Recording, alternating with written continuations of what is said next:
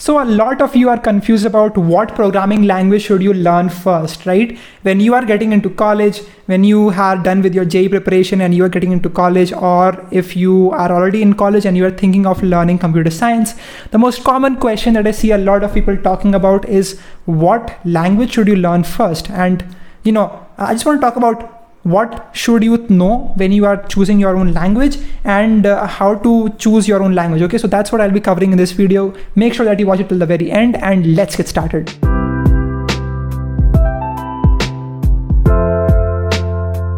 But before that, this video is sponsored by Unacademy. I am a Plus educator at Unacademy, and recently Unacademy is organizing a free 2-day event on 17th and 18th of October, where they'll be talking about how can you learn some creative skills. It's called Time Out with Unacademy's Creative Corner, and I myself am organizing my own free class for all of you to attend. It's called 10 Amazing Applications of Python, where I'll be showing you how can you use this Python programming language to implement and create some projects. So that's what I'll be doing. It's completely free for you to attend. Along with me, there are also other educators on Unacademy that are having their own free classes on topics like how can you become a better doodler, how can you become a better singer, how can you learn professional public speaking. You can learn how to convince someone to buy your own product, how can you sell more products to people. You can learn digital doodling and become a digital illustrator, and you will also be learning about how to manage your money. You'll be learning about financial management.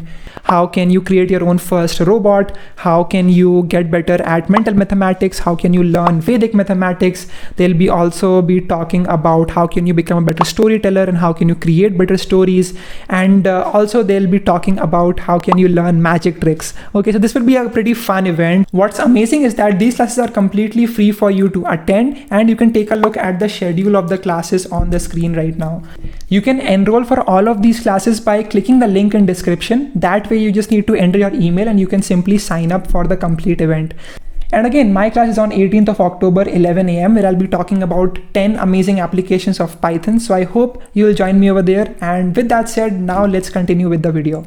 Hey, welcome back everyone. I'm Ishan Sharma. If you're new to the channel, make sure that you subscribe and also like this video. And today we want to talk about what programming language should you learn. Okay, so first of all, what you need to understand is that it's not about how many languages you know, it's about how deep can you go in one language. Okay, it's about depth versus width. Okay, so just understand that first of all. It's important that you take just one language and master it completely before moving into the next language. And you know what? Once you know one language, it's really simple for you to get into another language because the logic is the same, right? What you have to do is just to take care of the syntax of the programming language. Okay, so that's what you need to take care of. Now let's talk about few very popular programming languages and let's see which one should you be choosing. Okay, the most common programming language that a lot of people choose is called Python. Okay, Python is the most popular language right now. A lot of people use Python as their first programming language. For me as well, the first programming language was Python itself. Okay,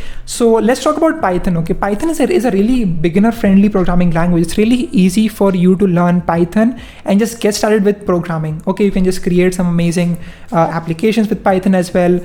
It's majorly used for machine learning and data science. So there are certain qualities about programming languages that make them suitable for one particular aspect of computer science, so as to say. Okay, so let's talk about Python. Python is majorly used for machine learning, data science, and backend development. Okay, so that's what most people use the language for. Okay, Python is great for you to get started with. There are a few cons of Python. What you need to keep in mind is that Python won't teach you the low level concepts. Okay, things like memory allocation, things like data types and data structures and all. You won't be able to learn the in-depth concepts of computer science with the help of Python. Okay, so that is a bit of a problem with Python. It is a very simple language because of which you won't be able to understand the ins and outs of computer science concepts. Okay, so that's what I would say about Python. Next, let's also talk about C++. Okay, so C++ is the exact opposite of Python. In fact, Python was written in C++. Okay, so C++ as a language is great for you to get started with.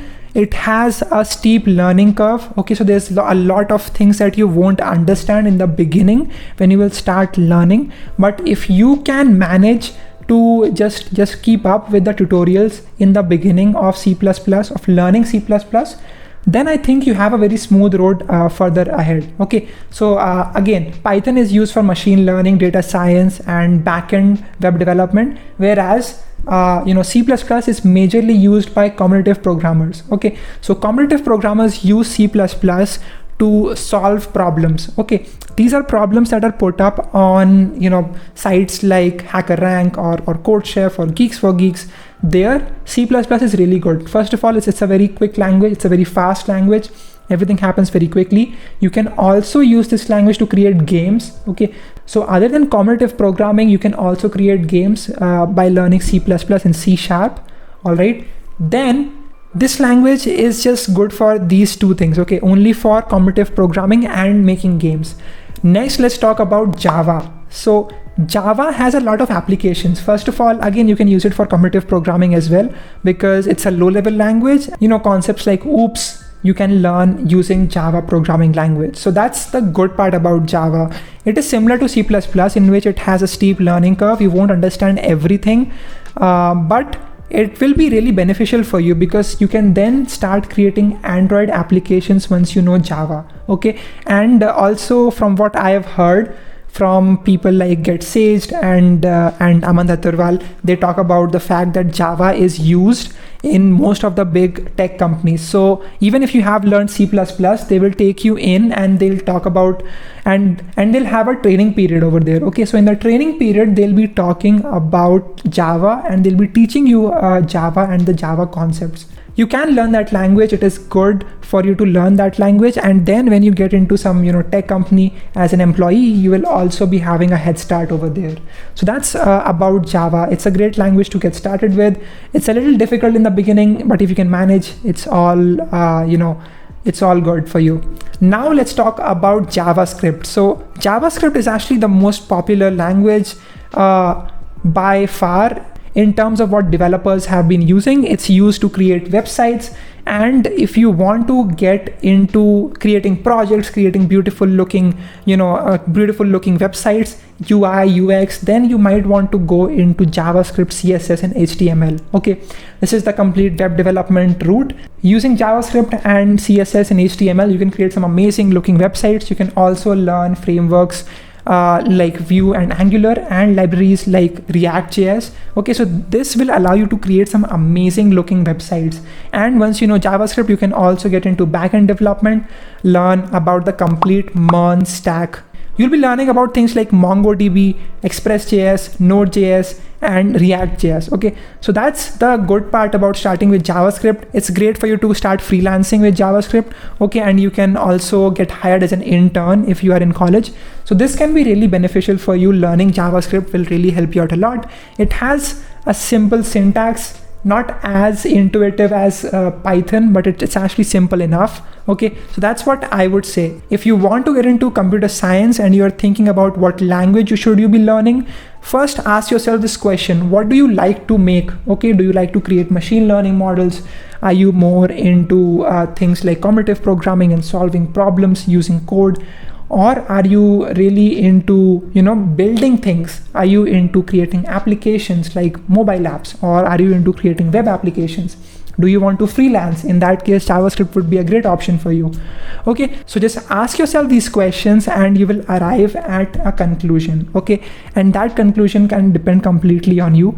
The bottom line is that learn one language, learn it properly. Don't try to learn 10 different languages. Focus on learning one language, learn it properly, and create projects. Okay, once you have enough projects, you can then move into other programming languages as well. Okay, that's what I did. I started out with Python, then I moved into web development. I learned about JavaScript, HTML, CSS, and recently I learned about React.js and Node.js as well. So that's about me. I hope you learned from this video, guys. Thank you so much for watching till the very end.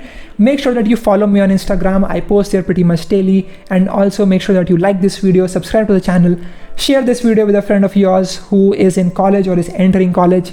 Thank you so much for watching. I'll see you in the next video. Make sure that you sign up for my free class on Unacademy on 18th of October, 11 a.m. and I'll see you in that class. All right. Thank you so much and I'll see you. Bye-bye.